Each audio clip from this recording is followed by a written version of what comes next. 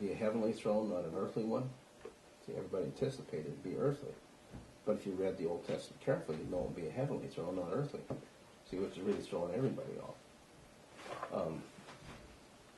The number of details. See, at a bare minimum, we're looking at 200 specific prophecies, 200 specific details. There's no prophecies of, say, Isis or Osiris, any of that. Okay, I mean, there's the mythology of the Egyptians. Yeah, I know the stories.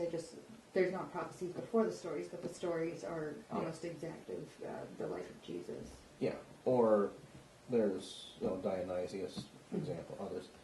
So there are some parallels, but the parallels are actually very, very small compared to the total picture. So, okay, which one of those died for the sins of all mankind?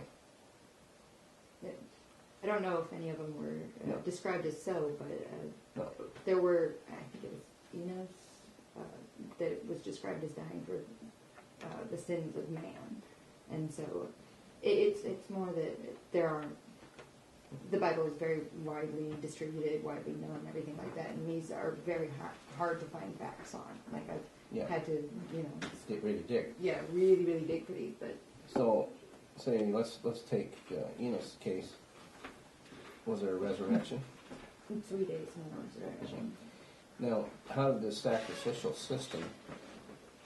I'm not quite sure how it went about. I know that they said something about a friend. He had kind of disciples, I guess you would call them, that he was preached with, and one of them betrayed him to the local authorities, and he was sacrificed for their sin. Okay. Now, what preparation was there in motion for that sacrifice? I have no idea. Okay. So there wasn't any, is the point. Yeah. See, this, when we're looking at this one, you have a very, very carefully laid out sacrificial system. See, that's in motion so that when the sacrifice of Christ takes place, see, it fits in exactly the right spot of something that's been set in motion for thousands of years. See, in contrast to these, see, they're kind of almost like a pop-up thunderstorm. Boom, here they are, happened, gone. Some legends developed connected with it. Okay. Whereas this one, see, a very, very careful record, very, very careful plan, and also a plan not just to sacrifice. See, in other words, part of my presentation, and I'm not sure how clearly it came through, but see, forgiveness of sins is just a small part.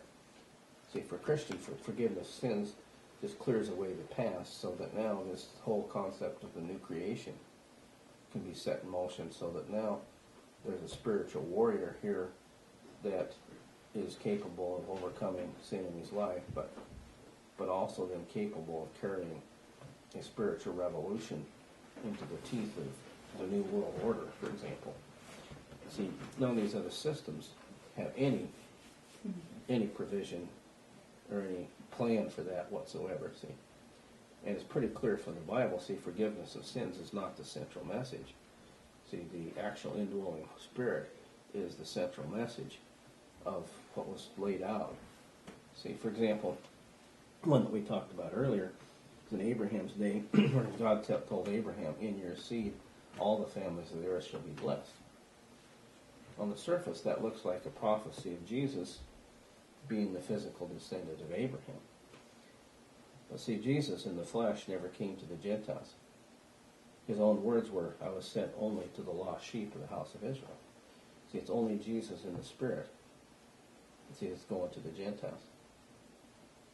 See, and this is what one of the things that the New Testament calls a mystery, the pieces of which were in the Old Testament all the way along here, and nobody recognized it. But they're there. And so, see, the message then is a lot more than forgiveness of sins. It's actually how to cause there to be new creations indwelt and empowered by the Holy Spirit. See, that's a lot more powerful and bigger message than just simply somebody dying for sins. See, the parallel starts to really break down in contrast to that, much larger scope. Now you can see if there is a God, And if in fact he is prosecuting warfare against, say, a dark angel, then at some point he has to produce spiritual warriors, truly new spiritual beings, in order to execute that warfare. And so what you've got here is something that's really logical, carefully prepared for, documented, as having been in existence for thousands of years, in order for it to come to fruition. I mean, it's pretty amazing, actually, when you look at it. And so when you start comparing the other legends, they really fall short. I mean, they're only, say there's a little pop-up thunderstorm compared to this, say, massive storm. Yeah. It was just the uncanny, correlations. How often do you hear about somebody dying for exactly 3 days and coming back? It's... Well, if you were Satan, what would you try to do? True. Yeah. Because he definitely understood the prophecy, Yeah. because he tried to intercept. Yeah. See, so if he's trying to short circuit things ahead of time, what would he do? See, in what would be pure paganism? Yeah, it would be inventing the same. As much as he could, but without the capacity to really truly execute anything that long term. Okay. So to me, it's pretty, it's pretty awesome, because what that tells me now is, okay, now I have the hope of being able to have additional power here. Not that I can run faster than a speeding bullet or leap over a tall skyscraper or anything like that, but I have some spiritual power here, to enable me to go up against, whatever I need to encounter in the way of spiritual warfare. If I need to meet with President Obama, I would clearly regard him as an inferior. And I'd be nice about it. I'd be civil, I'd be polite, but I know he's not on the same level as me. Because I know what the Bible teaches, so I know who's who. And again, it's not anything to do with my greatness. One of my favorite stories is Ben-Hur, Judah Ben-Hur. Judah Ben-Hur was a Sadducee Jew. Of course, it's a fiction story, but it's a great point to it. He grew up in Judea, Jerusalem, and he had a childhood friend that was a Roman named Masala. So boys got to be teenagers. Masala was sent back to Rome for education, and Judah Ben-Hur grew up, took over the family business and so forth. Well, eventually Masala comes back to Jerusalem. And of course he wants his old friend Judah Ben-Hur to come see him. So Judah Ben-Hur comes down, and Masala says, after a few introductory greetings, and Masala says, I need your help. He said, I'm going to be the assistant governor of Judea, and I need your help in controlling the Jewish people. And Ben-Hur says, you need my help controlling my people? And that's not happening. So Masala's pretty upset at that.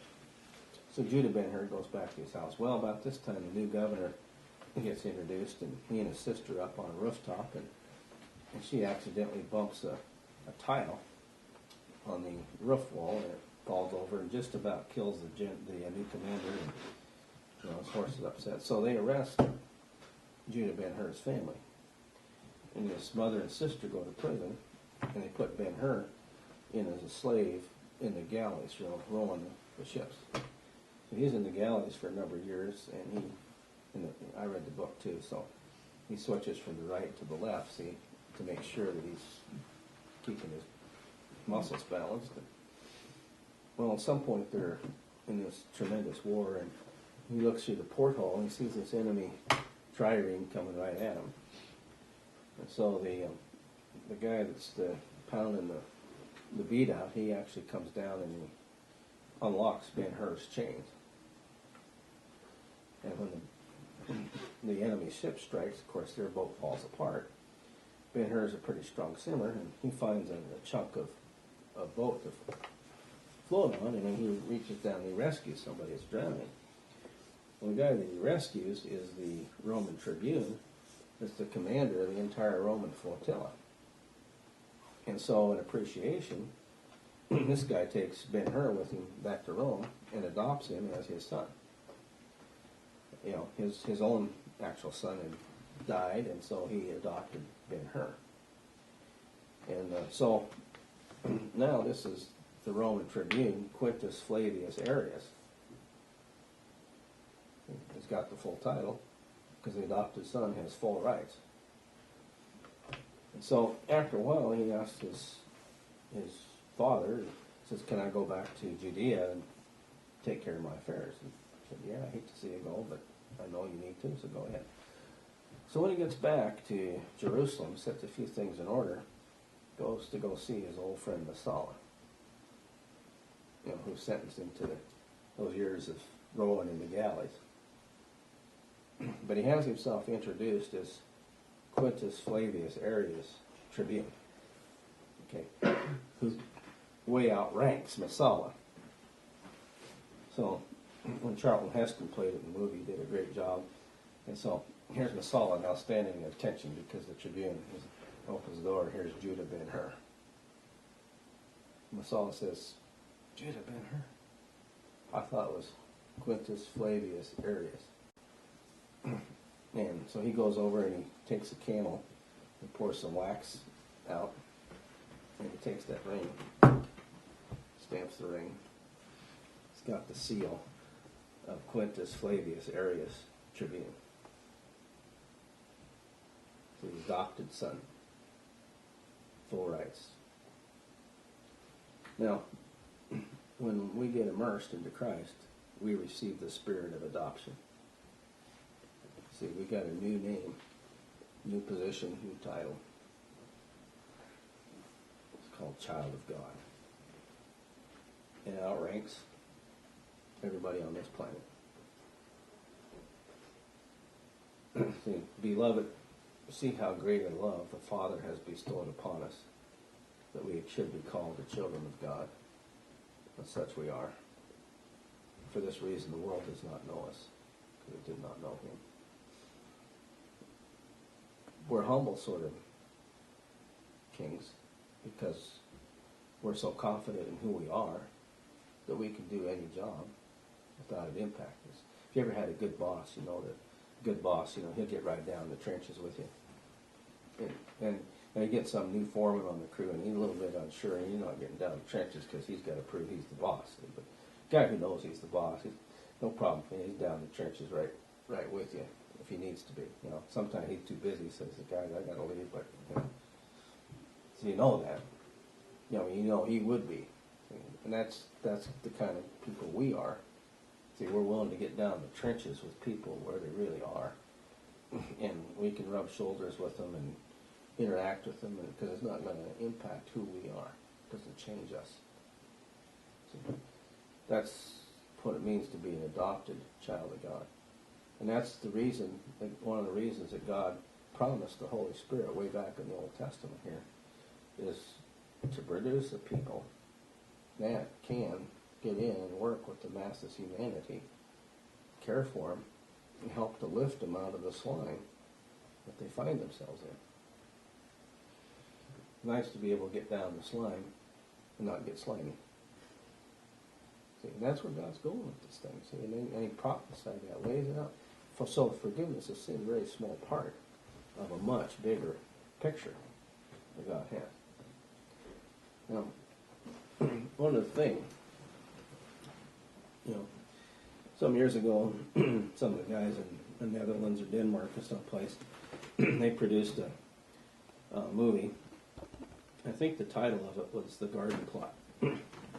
Basically, the thrust of the garden plot was that when Jesus accidentally got himself crucified, and the apostles got together in the Garden of Gethsemane and concocted the story of Jesus' resurrection. So it's called the garden plot in order to keep it going. Say, well, that's a fair objection. Say, it has to be considered. But what's interesting about that, say I spent some time making up a lie, you know, and I worked through the details, you know, resurrection and so forth. Get to Acts chapter 2. Acts chapter 2, when Peter, of course, you know, he's using Old Testament scriptures to prove to the Jews that Jesus was to be raised from the dead, among other things. Kind of interesting all by itself. But anyhow, when he's asked what to do, his first part of his sentence was, repent, let each of you be immersed in the name of Jesus Christ for the forgiveness of your sins. You receive the gift of the Holy Spirit. Second part, verse 39. I love Acts 2:38 and 39. Very good. Guy's all right. For the promises for you and your children, see, which is a Jewish expression for the Hebrew people, and then for all who are far off, as many as the Lord our God shall call to himself. Peter, in Acts 2, says that the Holy Spirit's going to be for the Gentiles. He doesn't have a clue what he just said. You don't have a clue what he just said. Now see, if you're making the thing up, you know what it is that you made up. You didn't have a clue what he said. And so the indwelling Holy Spirit to the Gentiles, which nobody anticipated, see, is what really, in a simple sense, pulls this whole thing together, is the fact that God authored this and put it in motion. Actually, in Acts chapter 3, he said the same thing. He said, you are the sons of the covenant which God made with your fathers, saying to Abraham, in your seed all the families of the earth shall be blessed. He said, for you first. God raised up his servant and sent him to bless you by turning every one of you from your wicked ways. You first. Who's going to be second? Yeah. Didn't understand what he said. Totally missed it. See? 13 years later, somewhere around that category, God has to basically grab him by the scruff of the neck and run him up to the Gentiles. Say, you're calm, boy. And when he gets there, he said, it's not lawful for a man who is a Jew to associate with foreigners or visit them. He's got his apology right there. And yet, 10 years earlier, 13 years earlier, somewhere in that category, he already said the Holy Spirit's for the Gentiles. Totally. See, so you got all these things here that pretty clearly establish that only God could have been the author of it. And to me, it's exciting because I get the opportunity then. I mean, you have no idea how much I'm enjoying your questions. See, I'm sorry if I'm taking your thing. no, I mean this is cool stuff, isn't it? No, I mean this is. I'm glad she asked the questions because there's a lot of stuff we talked about that I wouldn't have thought to investigate. I think it's awesome. But you are certainly welcome here anytime. I'm glad you're brave enough to ask questions. A lot of people go, I'm talking about this in front of them. I think it's great. Some guy sitting there eating banana. No way am I talking. Yeah, he could throw that peel right at him. I just always fear that I'm going to insult people by questioning their whole belief and social structure and everything like that. When I question it, it's like everything about you is not true to me. So and I totally don't mean it that way. So it's interesting to actually hear people who would talk to me and not feel offended by me not believing what they told me. See, well, truth has no fear of questions. That's true. See, the only thing that's afraid of questions is lies. Or somebody's trying to hide something. And truth is treason in the empire of lies, isn't that right? She sounds like she's run into some people that we run into before we became Christians. We just felt like everybody was telling us a different story. We'd meet another group of religious people and they would tell us something else. It was and they all claimed to be Christians. Well, it didn't help. I was raised in a covenant, non-denominational church, and then I went to a Lutheran school and then a Catholic boarding school. So it was oh my God! I got can't every believe you're not in therapy. That's awesome. Yeah. But see, it generated those questions because to me that's really, super exciting because those are questions that absolutely everybody needs to ask and to answer. Every single person needs to do that in order to know. You got to have your own faith. There's nobody that can have it for you, and so you got to ask those questions. They're reasonable. Yeah, I'm so excited you're asking. It's great. So I don't see it. I hope that helps because, I mean, there's just no holes. Yeah. And if you find one, boy, get a hold of me pronto because, Well, like I said, I don't claim to find holes in anything. It's just there's a lot of options out there, and a lot of them seem valid. yeah. And like I don't claim to believe in the Big Bang Theory, but it has its merits, and just as creation has its merits, it's understandable that it's hard to conceive just conception and all that coming from nowhere, and so some sort of, I don't know, I would call it just a conscience, not so much a intelligent being or whatever, but just a conscience is part of that. It seems reasonable to accept that, but at the same time it's not factual to me, so it takes a while. Yeah. See, when you get back, I mean, you start probing into those things, okay, take the Big Bang Theory, okay, where did the Big Bang begin with? Yeah, that's one of the other Yeah, so, okay, mysteries of it. yeah, so, okay, well, some of the theories are that it was an element smaller, it was all the mass of the universe was compacted into something smaller than an electron. I'm thinking, and you guys haven't come to Believe it. believe in Yeah. Believe it. I mean, Talk about faith. yeah, so, Yeah, like all even scientific belief is belief, Yeah. and so it's just finding the factual matter in it. But Yeah. like I guess the reason that I find validity in that, like, not saying it's truth, I'm just saying it has its points because with the Bible, one of the major difficulties I have is the fact that it only references Earth. And I think it's intellectually dishonest to, just based on sheer probability, to say that Earth is the only life-sustaining planet in the universe. Because it's so immense, so vast. There's no possible way, like, there's a possibility that there could be, just bacterial life on one of the moons of Jupiter. And so the restrictiveness of the Bible, it just seems like there's so much out there, and it just focuses on this one little planet. And this is supposed to be all of existence is, based in this one little planet. It's hard for me to accept something so small for something so big. mhm. Yeah. See, maybe there's a reason for that too. True. But I won't fry your brain with any more of that. Yeah, I'm pretty tired anyways. But, see, no, but again, that brings up a whole other set of interesting questions. See? But I say we won't go there. Yeah. So everybody else has theirs, so.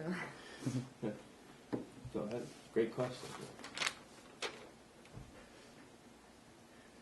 Has there been life on, like, the planets that we have been able to explore? Have they found? Oh, no, I mean, No. What I was talking about is Io.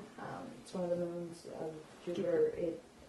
It's covered in ice, and just the patterns in the ice. They think that because of the volcanoes on, Europa is the one covered in ice. Because of the volcanoes on Io, there could be at some point in history a time where they got close enough to where the ice would melt or something like that, and there may be bacterial life within the ice, either fossilized or contained or something like that. It's just they have to actually go and investigate it. Nothing's gotten that far. yeah, really good. Yeah. So far. And see, it's based a little bit on the assumption that these things can evolve by random mechanical processes, which, see, again, that's why that brings up a whole other question that I really didn't want to go into with you tonight, but I got to figure out how to get back and see this. What's next on your list? That's, pretty much everything almost. I'm curious to know if you've ever heard of the term Geo-Engineering. Yeah, what do you think about it?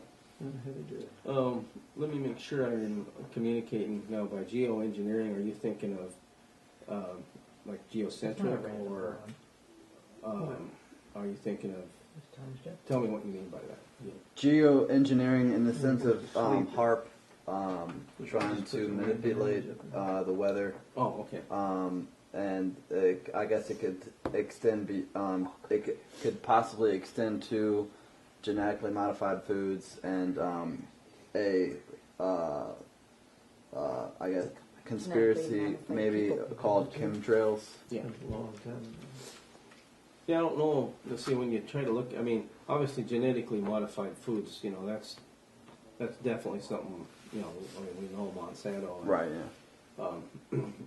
definitely dealing with that. When it comes to being able to actually modify the weather, we're talking a different order of being able to do that. You take the Pacific Ocean; it's so massive. It's hard to even get a comprehension.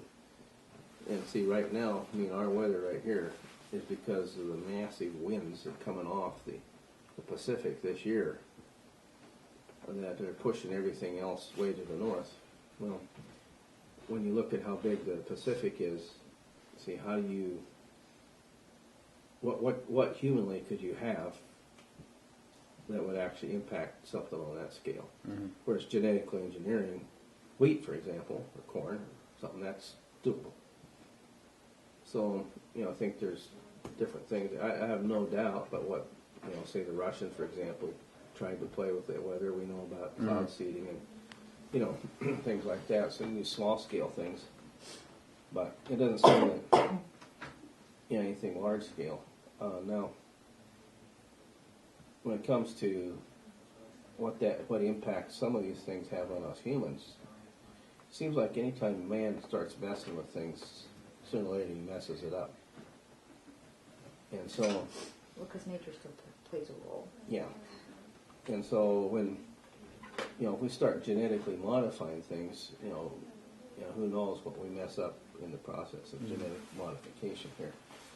And, I'll give you an example that, the government does this all the time. In our area we have a lot of really nice fishing streams and, lakes and stuff like that. Some of them been, seeded, that is, they brought fish in. Some of the old timers brought some of the local trout into the lakes and stuff. But every once in a while, the federal,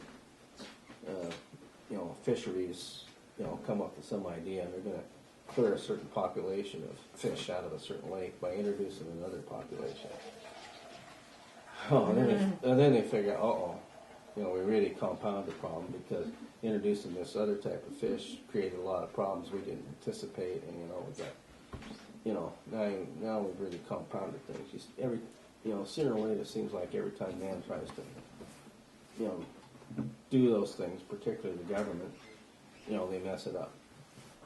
And we know that private enterprise would be much more responsible, and if they were doing something on something they own, they would take good care of it and think things through much more carefully. Mm-hmm. So, what impact some of the geoengineering and how much of that again is deliberate, is designed to, say impact the food supply, or the introducing carcinogens, into, or what role did the Center for Disease Control in the development of AIDS? I mean, you got all kinds of these things here that, again, very difficult to get answers to, but certainly there are things going on there that, again, you can always say, well, come on, Jesus, come on back here. If things get too far out of whack, then just stop. Stop the tape. Mm-hmm. Are you familiar with the term voluntarism? Are you talking about the government's program of trying to get like AmeriCorps? No. Okay, are you talking about volunteers for private enterprise and volunteering for without organization for political action, or? Voluntarism is just In the sense of human interaction. yeah, it's a voluntary exchange between human beings as opposed to coercion. Yeah. I mean, of course, that's how all real human interaction is. Right.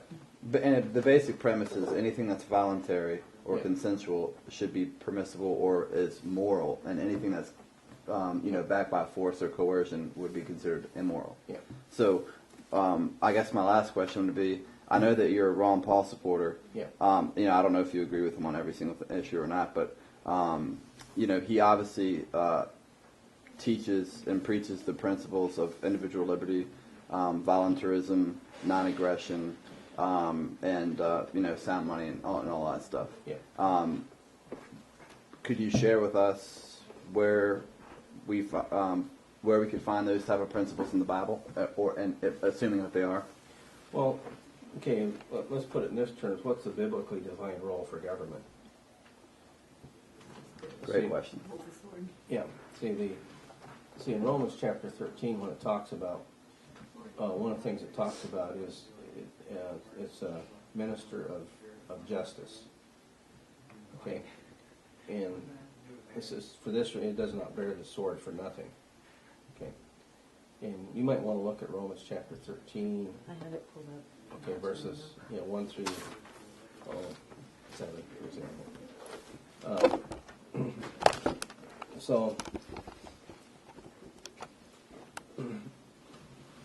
So how do you define justice? See, is the question.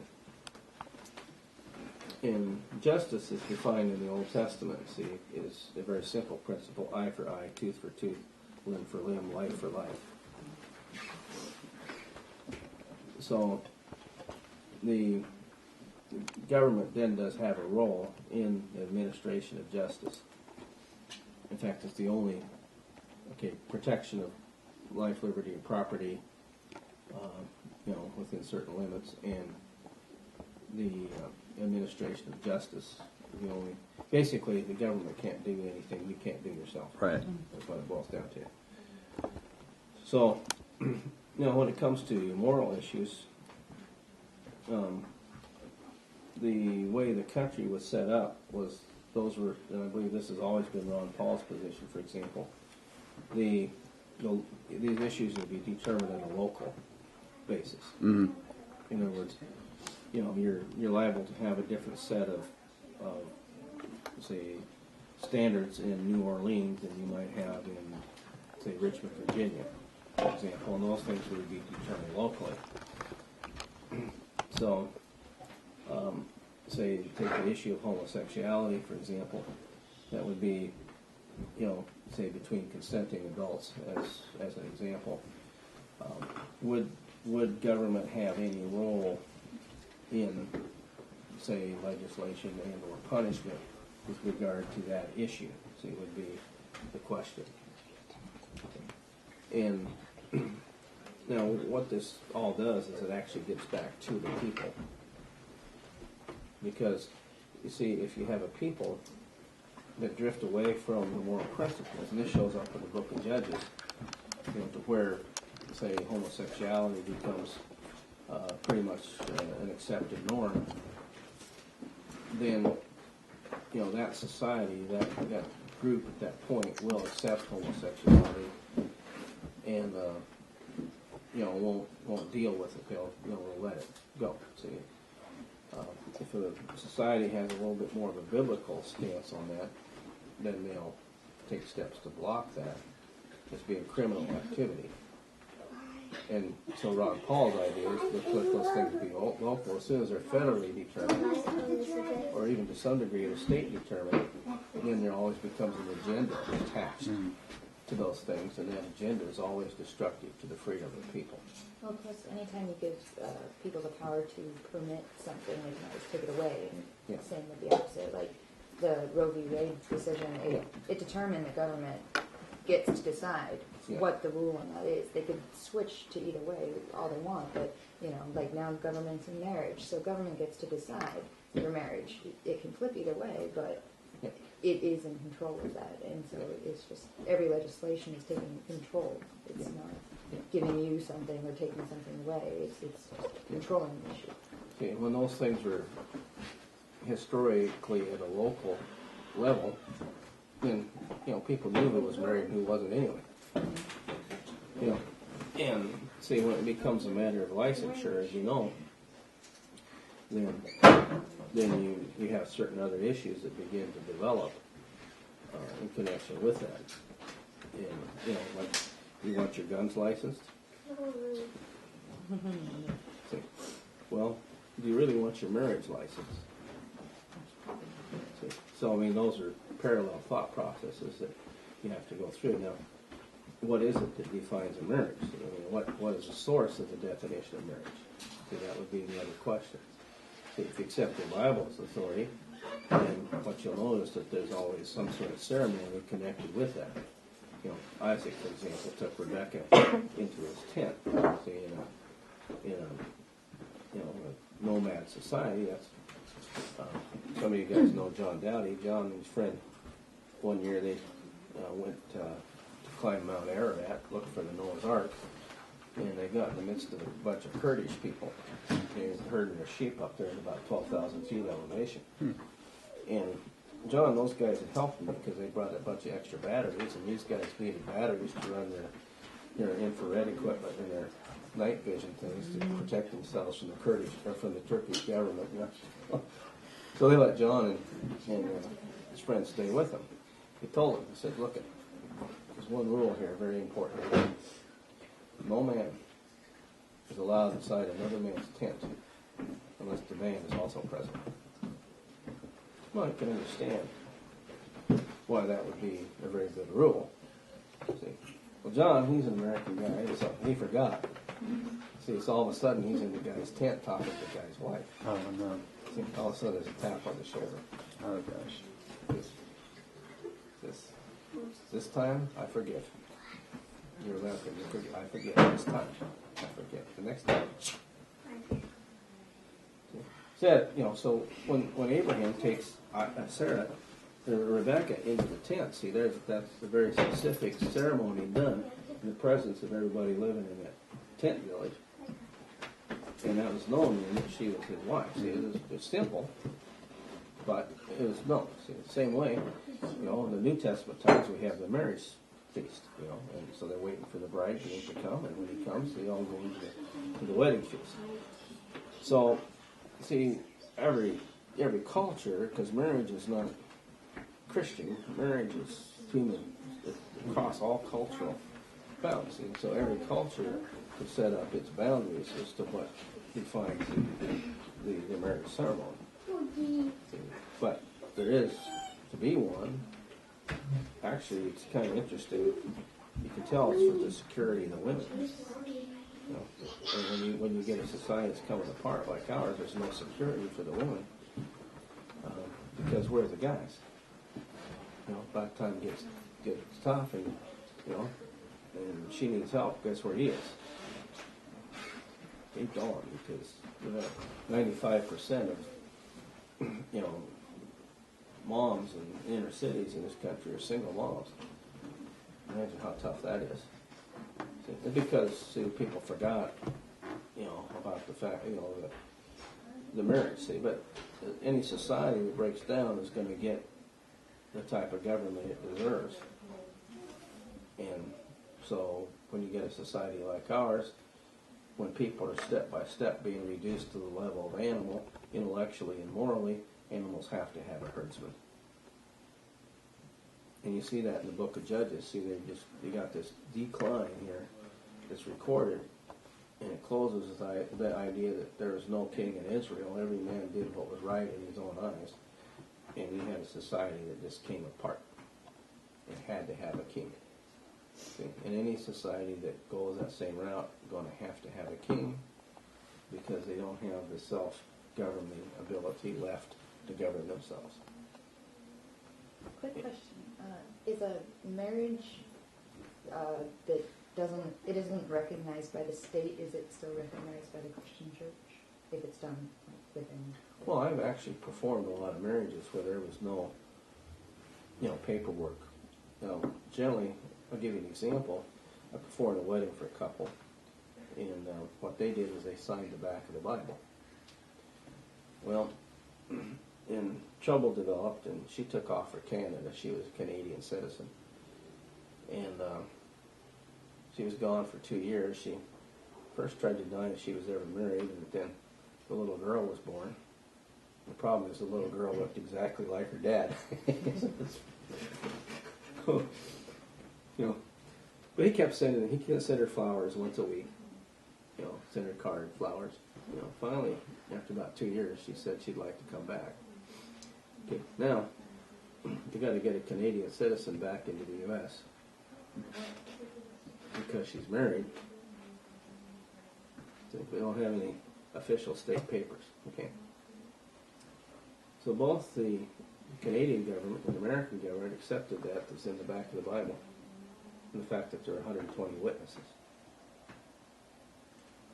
So you don't need it. Now, of course, it's getting all weirded out anyway. In the state of Montana, let's say a guy meets a gal at some bar. They decide to go to the motel for the night, and they register as Mr. and Mrs. They're married. And to dissolve that union, they have to go through divorce proceedings. Wow. It's no fault divorce, no fault marriage, apparently. Okay, but and once again, you got the state. You got everything playing either side for control. And that's what the issue is the control. So, be very simple if we just got back to the very simple societies, allowed things to be determined at a local level, and let it go with that.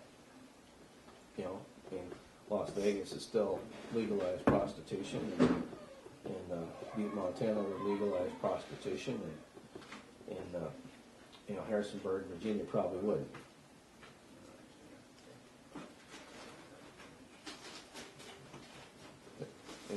And that'd be okay. Just be local.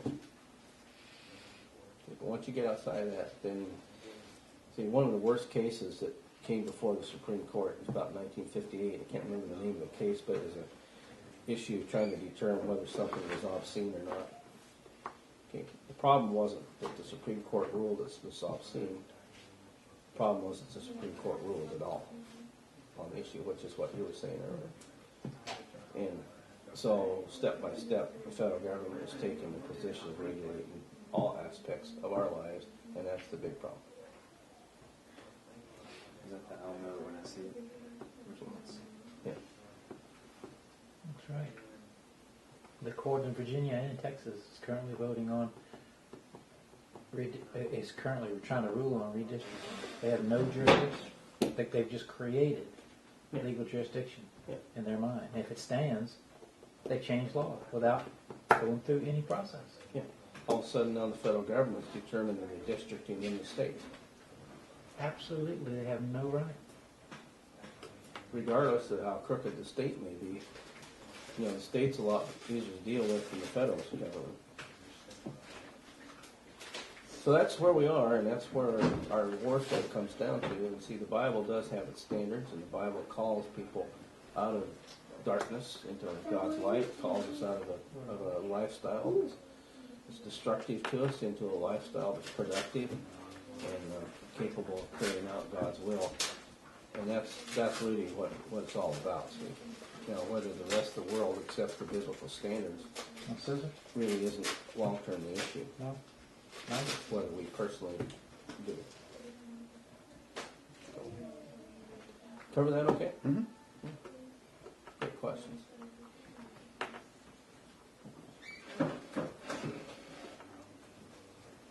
So how did you get the information about the National Defense Authorization Act? Like, do you watch YouTube? Do you just watch news, read the news? Like, how do you stay cutting edge on some of these topics? Well, the first time I heard about it was directly on one of the radio talk shows late at night.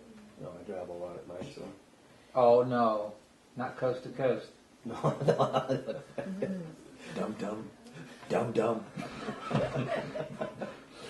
George Norrie. One night you'll get something, and next night you'll get UFOs. I did that one night, and it sounded completely normal for like a good 20 minutes, and all of a sudden Then it's you going realize on you're about listening to Looney Tunes. aliens, and I was just like, what is up with it? And he's like, and these Jewish lizards, and whoa! Jewish lizards. You listened longer than I did. Speaking Jewish lizards. But see, then I went back when I heard about it and documented. There was a video of the senator from Kentucky, Rand Paul, talking about the act. Oh, yeah. And I thought he was just talking about Sue. It says a foreign-born with missing digits who owned guns. And it was like, oh no, my brother, Come get me tonight. yeah, my brother.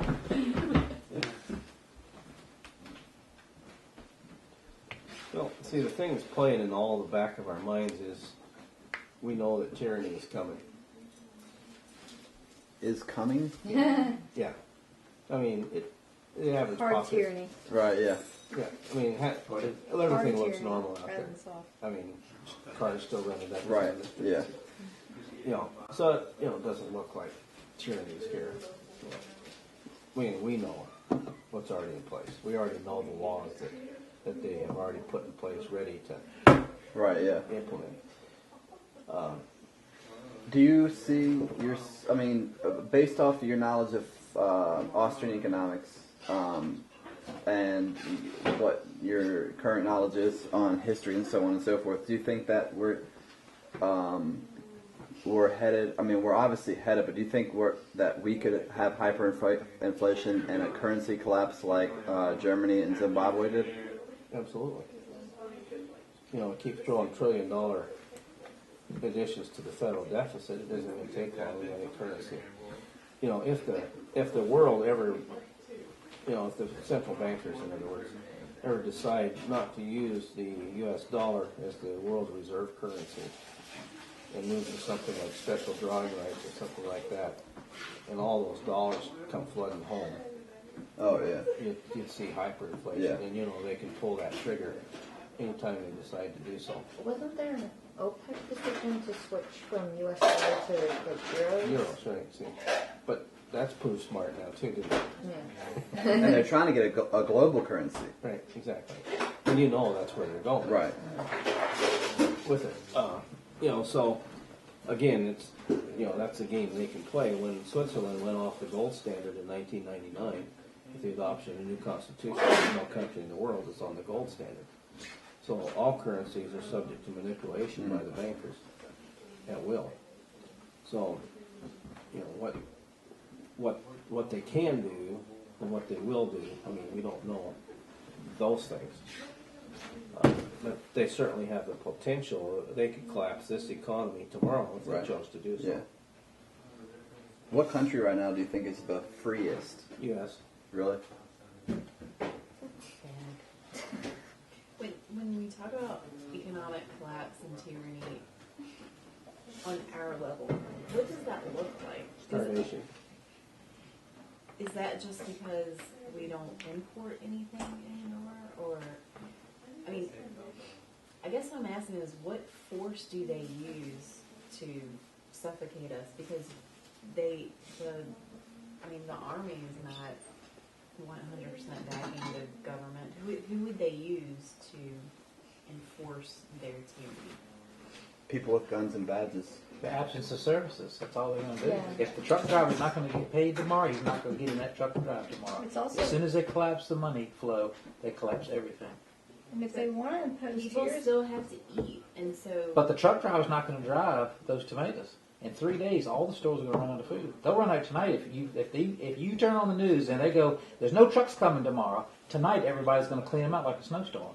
but It's after amazing. that initial part of it, people still have to feed their families. And so, wouldn't you immediately revert back to some kind of a barter system?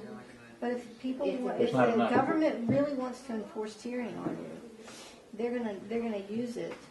They're gonna use their power to imprison you and take away your economic freedom or your economic status. But it doesn't serve them to do that. It serves them If they to do it to a slowly few implement people, something you'll to be control afraid. you. If they threaten, Anarchy is not a tool for these people. The threat of it. I think they just figured out that it's easier rather than just killing off masses of people to make them train to work for you and love it. Well, that's the purpose of Gramscianism. The problem is, see, in the United States of America, you've got this tremendous resistance that does not exist in any other country in the world. You have a legacy of freedom. You have a biblical base. Morality is far in excess of any other country in the world. You have a cadre of educated Americans, many, many times larger than any other country in the world. So I I know that worries the big boys because they've never encountered anything like that. And so, you know, they've been working for years to try to rip the American public every possible way and, you know, break them into all kinds of factions because they're not sure when they get ready to make their final push, you know, what the response of the American public will be. I guess that's what I'm wondering is where will they get their,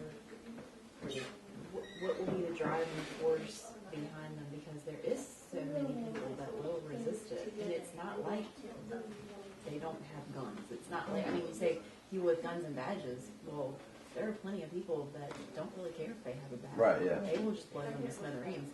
So what will be, how would they, I guess I kind of see if they actually did push that envelope, the revolt would be so enormous. Well, see, the problem we've got is back to the economic things that Dale's talking about. You collapse the economy, let's say you try to revert to a more barter system. So what are you going to barter Virginia tobacco for? Milk and bread. And where is the milk and bread going to come from? Farmers. In Virginia? Okay, what are you going to barter tomorrow? What are you going to barter on Thursday? On Friday, Saturday? After a few days, everybody runs out of things around the house because cash is worthless. Yeah. Right. I mean, people are paying $1 trillion for a loaf of bread in Germany. Right. I mean, I in that I understand, but Well, I they mean, you also, will figure out a way. You will figure out a way to survive, or you'll just. And that's why education now is so important. Me and Meg know activists across the country that are already using alternate currencies right now, whether it's Bitcoin or whether it's like they're printing out, or they have like, dime cards or like little strands of silver that are worth a couple of dollars or whatever that these activists are trying to educate their local communities on the advantages of using sound money and alternate currencies as opposed to fiat money. And that's why education now is so important, because when it does happen, the people who don't know, don't understand how to voluntarily act instead of going off their hysteria and just start rioting or, you know, using violence to get what they need. That's why education is so important now.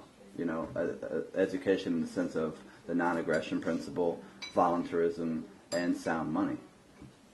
Well, because like right now, the education system is in the hands of the government, and so they've indoctrinated people since, you know, kindergarten, first grade, whatever, however long they've been in the government schools, and people have just learned to sympathize with them without even realizing what they're doing, because they have such an army of, right now, apathetic people. But, you know, like these people, when I got arrested for selling lemonade, there were so many people who said I should sit in jail for a year that supported that. And it's like they've, you know, confused these people into saying that a violation of law or not following authority is the true crime, it's the only crime that actually exists. And so people are sympathetic to it. People have been brainwashed into being sympathetic to it and hating or, you know, going after, attacking anybody who questions that. And so they do have this huge, stupid mass to use against the people who will rebel. This stupid mass also is worthless. They don't know how to self-sustain. They rely 100% on the government. When those systems collapse, the people that are most fit to survive it are the ones like us who know what's coming and have been preparing and have been thinking about these things. Like you said, within a couple of weeks, months, they will not have their stupid masses. They will be gone. Well, that's unless they have a way to tyranny is sustain gonna them. come before the collapse, like the big attempt at, you know, squashing whatever rebellion there will be before they collapse everything. I think they're going to try that first, because they know that they have that, you know, stupid mass that can't take care of themselves to help them with that. And then once they crash the economy, that stupid mass is suddenly going to realize, oh man, like we messed up. Well, tell me your story about selling lemonade there. So there was like Is the string. Was this in New Hampshire? No, this was in Washington, D.C. Washington, okay. There's this string of news stories about cops shutting down little kids' lemonade stands for permits issues, like vending permits, stuff like that. So we had the Lemonade Freedom Day where people like across the country decided to set up illegal lemonade stands that were unpermitted, and we set up one on the like side lawn of Capitol. So we were selling lemonade for 10 cents, and cops came and swarmed us, arrested us, and went through like 2-month long trial process before they finally just dropped the case. But yeah, I was charged with vending without a permit and failure to obey an officer. And they finally arrested him on their last cup of lemonade. Yeah, I was carrying my last cup of lemonade when he arrested me. It's so sad. I was like, if you just would have let me hand it to her, I could have been on my way. And one of the police officers, because we were all, the cops were using the excuse, we're just doing our job. And so me and a couple other activists were like, well, how far would you take that? Would you uphold segregation laws today if that was your job? And surprisingly enough, an African American cop said that he would do that. And then later on that day, when we were in front of the police station, I saw him again, and he said that he would arrest anybody to keep his 6-figure job. So, yeah. There we go. That's nice. Yeah, they had a terrorism investigator come in and talk to me for like 2 hours. And after, like, finally I just got so fed up with him, and I was like, dude, where's your line in the sand? Like, at what point do you say, I can't do that to somebody because it's too wrong? Because if you don't define that, you're going to cross it and then regret it. And you're going to, like, you can't post-define your line in the sand. And they never get that. You know, they're just like, no, it's just my job. And it's like, it doesn't work in Nuremberg, it doesn't work here. You know, like, we aren't at that extreme. Nobody shot me for selling lemonade. But the fact that I had to, you know, sit chained to a wall for 5 hours for the simple act of selling lemonade, that's stupid. You were defying the government. Yeah. But the thing is, it is a very quick leap to go from locking somebody up for something to shooting them for something. Yeah. It's a very quick leap. It's so simple. We you saw aren't willing to, examples of that in Katrina in New Orleans, where the National Guard and Army Reservists were breaking down people's doors, and even there was a big news story of they tried to take the gun in some Baptist preacher, and I mean they were just taking guns off of people, and they were using violence to do it. These were people in the mansions on the hills that they weren't flooded, and they had guns because people were looting. And if you live in a mansion on the hill, you weren't flooded, people are looting, you're going to want a gun. And those are the people that they decided to go take their weapons. Yeah, there's this one video of this like 65-year-old lady with a revolver that probably wasn't even loaded, like it got tackled by like 8 cops. Yeah, it was pretty sad. Yeah, that was kind of a training exercise for them, really. Yeah. Urban warfare. That's why I call it the, you know, rapid deployment strike force and urban, you know, warfare, you know, what they're all being trained in. And that's, you know, so those are the, you know, first clause of tyranny that, you know, really begin to show themselves. But generally what they do at some point, they starve the population into submission.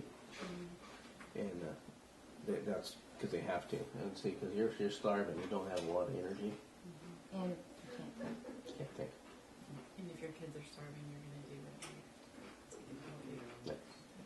Yeah. This is a conversation that we've had because as a Christian, where's our place in this? You know, okay, we have guns. Sometimes I ask myself, for what reason? If things went haywire and people knew, look, they live on land, they have chickens, they have food stored up, they're going to come leave their house. Am I really going to shoot them for coming to get food? Because I know why they're coming to get food. They're starving, their kids are starving. It's just like, and obviously, when you hand them an egg and do the whole teach them in the fish thing. yeah, my whole purpose is, you know, I'm not here to protect my food. I'm not even really here to protect my kids.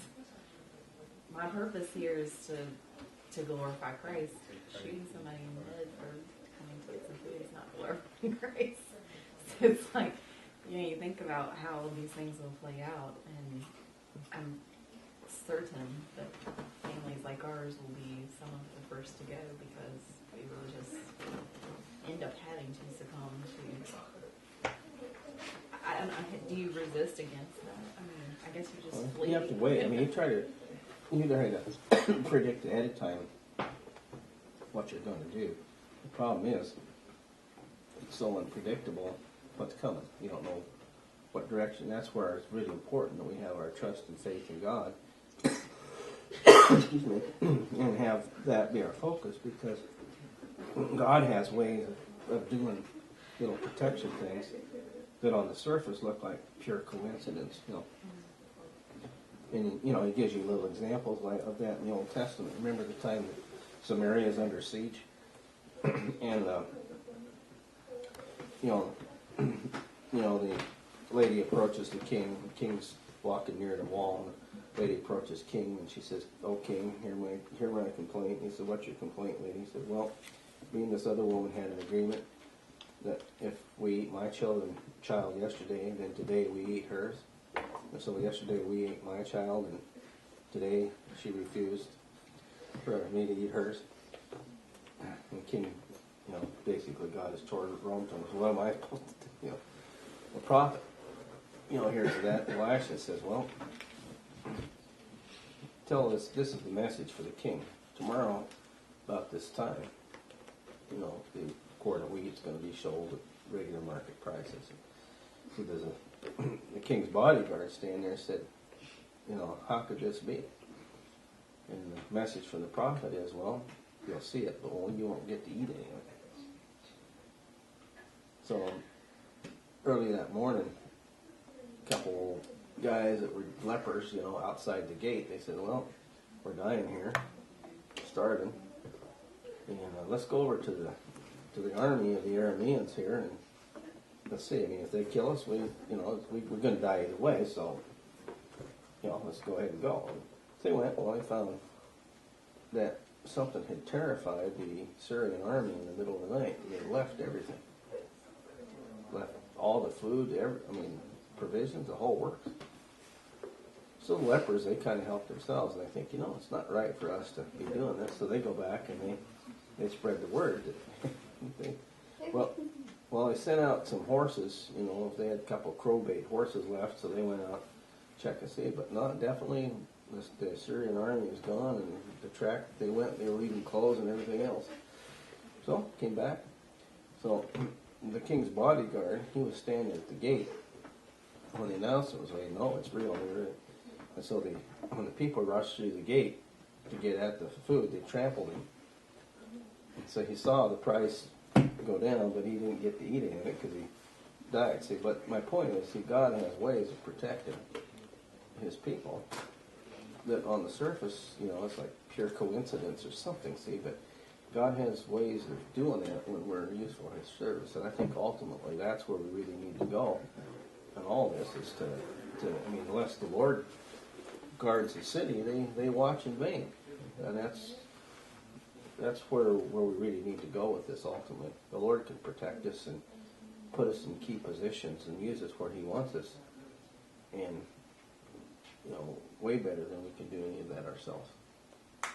Plus, if I was Satan, I would try to deceive the church into getting involved in things that take them away from benefiting God. Like extreme mountain biking.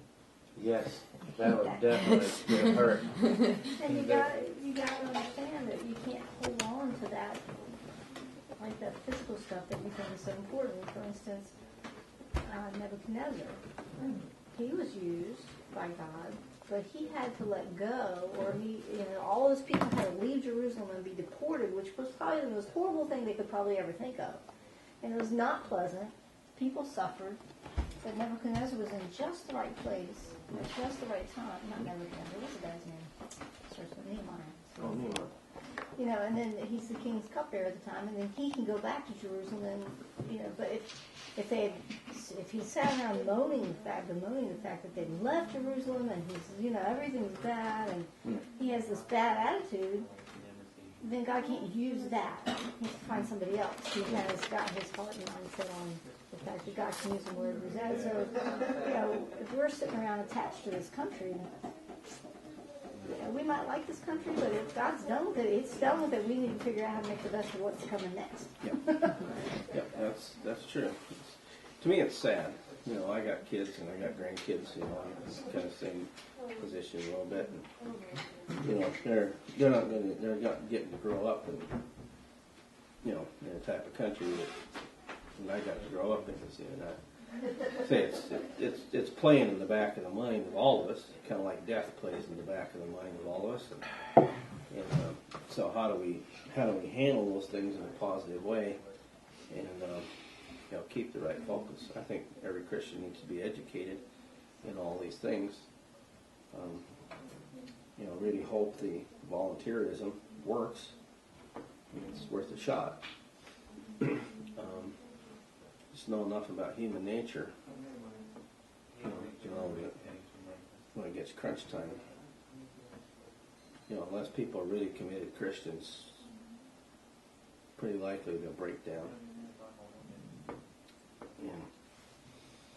And then another problem is again, you'll have people that become part of that for the wrong reasons. And then on top of that, you know, I've worked enough with the feds to know that they infiltrate, and so they act just like they're one of you, and then at the right time they explode it. You know what I mean? Say Leroy Schweitzer was the Freeman. Do you guys remember the Freeman up there in Montana? Yeah. I don't know if you guys remember it, but say Leroy, he got a hold of the banker's handbook. Been looking for it. The banker's handbook is what the Federal Reserve System uses to create money out of nothing. So he went to Butte, Montana, he used the banker's handbook, and he opened an account for $77 million. Okay. Now, he's got the paperwork, see, he's got the same paperwork. They can't refuse him. See? And so what he's doing is he's writing checks off that account. You know, farmers that can't pay their taxes, you know, bad year. So he's writing checks to the IRS out of that account to bail these farmers out. Now, the IRS accepted those. The problem came when Leroy went to the next step and started bringing other people in, educating them how to do the same thing. And so what happened then is this kind of ranch house, I mean, Montana's pretty desolate, really it is. And there's less than 1 million people in the entire state. You know, it's 4 times the size of Virginia. And so he's out there in one of the most desolate spots. He's bringing other people in. See, that's when the feds started working inside his organization. He didn't know they were there. But the FBI was one of his key guys. And see, I knew Leroy personally. I actually had Bible studies with him, and all 4 of his kids are Christians. And so, see, at some point, and I could tell from the newspaper, I told my wife, they're going to arrest Leroy. She said, how can you tell? I said, look at these articles in the paper. What they're doing is they're preparing us. See, they already got it planned out. They're preparing us for his arrest. Sure enough, they got him. This guy was his close friend, who was the secret FBI agent, said, let's take a quick walk. And so they walked and they arrested him. Now, the story gets even more interesting. I'm in Lisbon, Ohio, and the guy comes to where I'm preaching, and he's a one-armed guy, and he's the head of the Ohio militia. And so he's telling me, to see what happened is the Ohio and the Michigan militia went to Montana to defend Leroy and the guys who worked with him from the feds. So at the right spot, this guy gives the orders for the militia to stand down. And he quoted me the exact speech that he gave when he gave the orders for them to stand down. Well, that's interesting. See, because they're right at the exact spot. He gives the orders for the militia to stand down, and the FBI arrests Leroy. So I just lodged that in the back of my mind. Well, sometime later, there's a federal prisoner we need to see in one of the federal prisons that's in Ohio. And nobody can get in. And this guy says, I can get you in. The head of the Ohio militia got one of our preacher friends into that federal prison. Now, how does he have the ability to get somebody inside his FBI property? Yeah. The head of the militia is the FBI property. So you have to watch out for the agent provocateurs. Yeah. You know, that walk in your midst. Yeah, for like, I live in New Hampshire with the Free State Project normally, and it's really easy for us to kind of pick people out that we are a bit iffy about because all of us are completely nonviolent, and the first moment that anybody ever mentions anything like even, you know, let's go break a windshield of a police car, we're like, okay, you are gone. Like, we don't want to associate with you. We don't want to be a part of what you're doing. We don't want to, you know, our thing is messing with that. And so I think as long as we continue to keep it that way, it should be pretty easy. Well, see, they'll figure that out, though. Yeah, I mean, but at the same time, I've broken law and never felt bad about it because I know I'm not doing anything morally wrong. It's just, you know, pieces of paper that say I'm doing something wrong.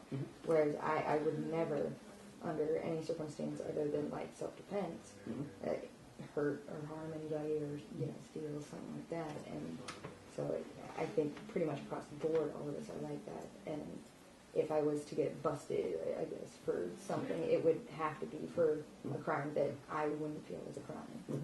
And so I wouldn't be ashamed of it. Well, I understand exactly where you're coming from. You know, I was, you know, lecturing one time. I was exposing the Yellowstone to Yukon project, but see, they have these big programs in Montana. See, essentially they're using the buffalo and the wolves and the grizzly bears to run the population off the land. See, because the humans and these animals can't coexist.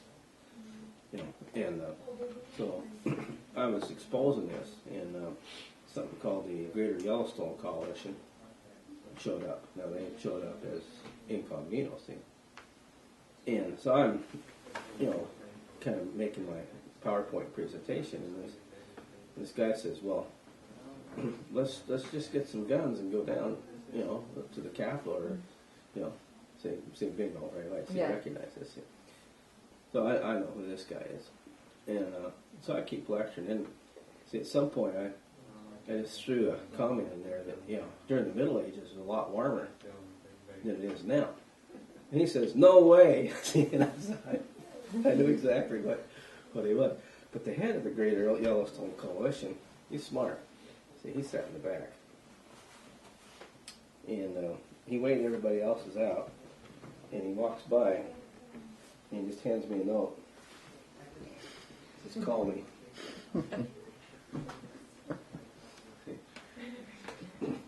It's like, I mean, that, you know, so those, I mean, we just have to be really intelligent about these things, and like I say, some of them will get smart enough that they won't try to, you know, let's go do some violence thing. And, you know, they'll start working inside. It'll be much more difficult to identify, but they'll be there. Like the communists have done over the last 50 years. If they tried to do it by violence, they would have gotten shut down. So it's just act like one of us, but they keep passing this and passing that and doing this. And pretty soon they walk us down this path that we want to go down. I just don't feel threatened by it. I don't know.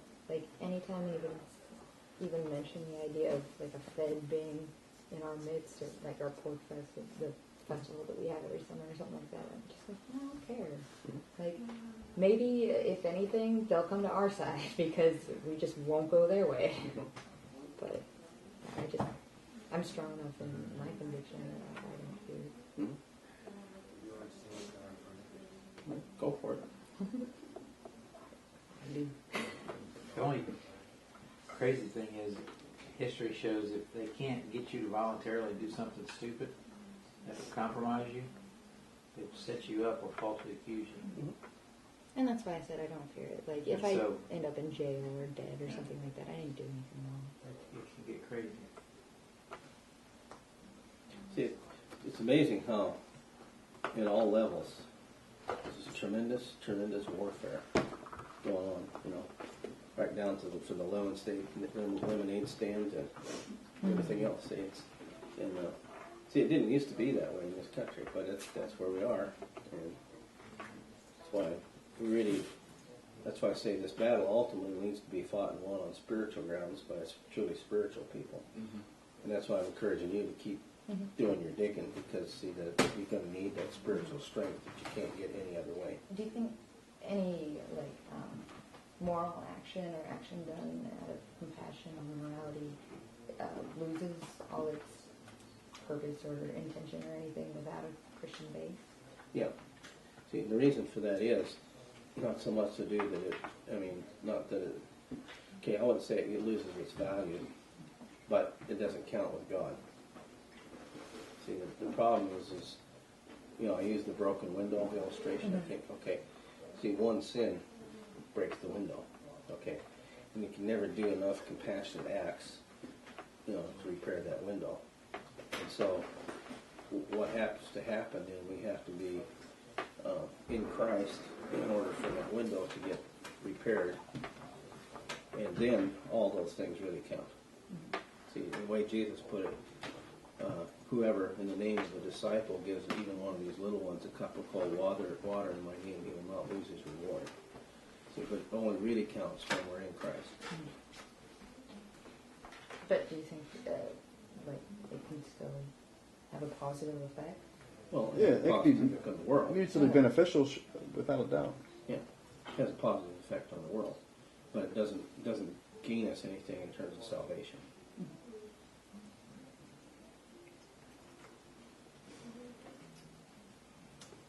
Great conversation.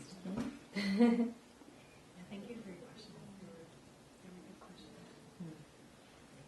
Do you leave town soon? Are you moving somewhere again? I'll probably be going back to New Hampshire soon. Yeah. Awesome. I just gotta find a new place up there. We have a neighbor where I grew up. They grew Christmas trees in New Hampshire. Willie's Christmas trees. They still live here in Mechanicsville. They spend about 4 or 5 months up there. Split up over 2 times.